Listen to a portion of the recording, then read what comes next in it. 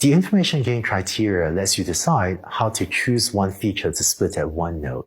Let's take that and use that in multiple places through a decision tree in order to figure out how to build a large decision tree with multiple nodes. Here's the overall process of building a decision tree. Start with all training examples at the root node of the tree and calculate the information gain for all possible features and pick the feature to split on that gives the highest information gain. Having chosen this feature, you would then split the dataset into two subsets according to the selected feature and create left and right branches of the tree and send the training examples to either the left or the right branch depending on the value of that feature for that example. And this allows you to have made a split at the root node. After that, you would then keep on repeating the splitting process on the left branch of the tree, on the right branch of the tree, and so on, and keep on doing that until a stopping criteria is met, where the stopping criteria can be when a node is 100% a single class, so when it has reached entropy of 0, or when further splitting a node would cause a tree to exceed the maximum depth that you had set.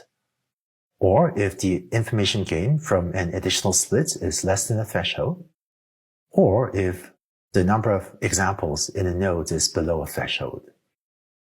And so you would keep on repeating the splitting process until the stopping criteria that you've chosen, which could be one or more of these criteria, is met. Let's look at an illustration of how this process will work. We started all of the examples at the root node, and based on computing information gain for all three features, decide that ear shape is the best feature to split on. Based on that, we create left and right sub-branches and send the subsets of the data with pointy versus floppy ears to the left and right sub-branches. So let me cover up the root node and the right sub-branch and just focus on the left sub-branch, where we have these 5 examples. Let's say our splitting criteria is to keep splitting until everything in the node belongs to a single class, so either all cats or all dogs. We would look at this node and see if it meets the splitting criteria, and it does not, because there is a mix of cats and dogs here. So the next step is to then pick a feature to split on. So we then go through the features one at a time and compute the information gain of each of those features as if this node were the new root node of a decision tree that was trained using just 5 training examples shown here. So we would compute the information gain for splitting on the whiskers feature, the information gain on splitting on the face shape feature, and it turns out that the information gain for splitting on ear shape will be 0 because all of these have the same pointy ear shape. And between whiskers and face shape turns out to have the highest information gain. So we're going to split on face shape, and that allows us to build left and right sub-branches as follows. So for the left sub-branch, we'll check for the criteria for whether or not we should stop splitting. And we have all cats here. And so the stopping criteria is met, and we create a leaf node that makes a prediction of cat.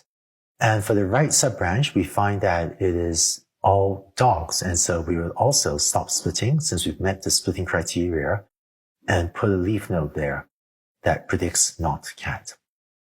So having built out this left subtree, we can now turn our attention to building the right subtree. Let me now again cover up the root node and the entire left subtree. To build up the right subtree, we have these 5 examples here. And again, the first thing we do is check if the criteria to stop splitting has been met. The criteria being whether or not all the examples are a single class. We've not met the criteria. And so we'll decide to keep splitting in this right sub-branch as well. And in fact, the procedure for building the right sub-branch will be a lot like as if you were training a decision tree learning algorithm from scratch, where the data set you have comprises just these 5 training examples. And so again, computing information gain for all of the possible features to split on, you find that the whiskers feature gives the highest information gain. Split this set of 5 examples according to whether whiskers are present or absent. Check if the criteria to stop splitting are met in the left and right sub-branches here and decide that they are. And so you end up with leaf nodes that predict cat and not cat. And so this is the overall process for building the decision tree.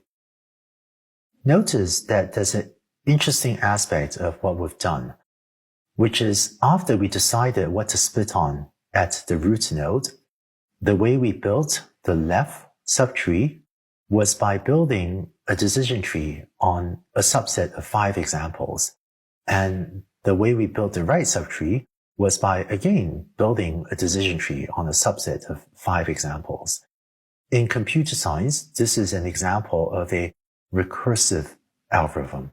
And all that means is the way you build a decision tree at the root is by building other smaller decision trees in the left and the right sub-branches. So recursion in computer science refers to writing code that calls itself. And the way this comes up in building a decision tree is you build the overall decision tree by building smaller sub-decision trees and then putting them all together. So that's why if you look at software implementations of decision trees, you see sometimes references to a recursive algorithm. But if you don't feel like you fully understood this concept of recursive algorithms, don't worry about it. You'll still be able to fully complete this week's assignments, as well as use libraries to get decision trees to work for yourself. But if you're implementing a decision tree algorithm from scratch, then a recursive algorithm turns out to be one of the steps you'd have to implement. And by the way, you may be wondering how to choose the maximum depth parameter. There are many different possible choices, but some of the open source libraries will have good default choices that you can use. One intuition is the larger the maximum depth, the bigger the decision tree you're willing to build. And this is a bit like fitting a higher degree polynomial or training a larger neural network. It lets the decision tree learn a more complex model, but it also increases the risk of overfitting if it's fitting a very complex function to your data. In theory, you could use cross-validation to pick parameters like the maximum depth, where you try out different values of the maximum depth and pick what works best on the cross-validation set. Although in practice, the open source libraries have even somewhat better ways to choose this parameter for you. Or another criteria that you can use to decide when to stop splitting is if the information gain from an additional split is less than a certain threshold. So if any feature you split on achieves only a small reduction in entropy or a very small information gain, then you might also decide to not bother. And finally, you can also decide to stop splitting when the number of examples in the node is below a certain threshold. So that's the process for building a decision tree. Now that you've learned the decision tree, if you want to make a prediction, you can then follow the procedure that you saw in the very first video of this week, where you take a new example, say a test example, and start at the root and keep on following the decisions down until you get to a leaf node, which then makes a prediction. Now that you know the basic decision tree learning algorithm, in the next few videos, I'd like to go into some further refinements of this algorithm. So far, we've only used features that take on 2 possible values, but sometimes you have a feature that takes on categorical or discrete values, but maybe more than 2 values. Let's take a look in the next video at how to handle that case.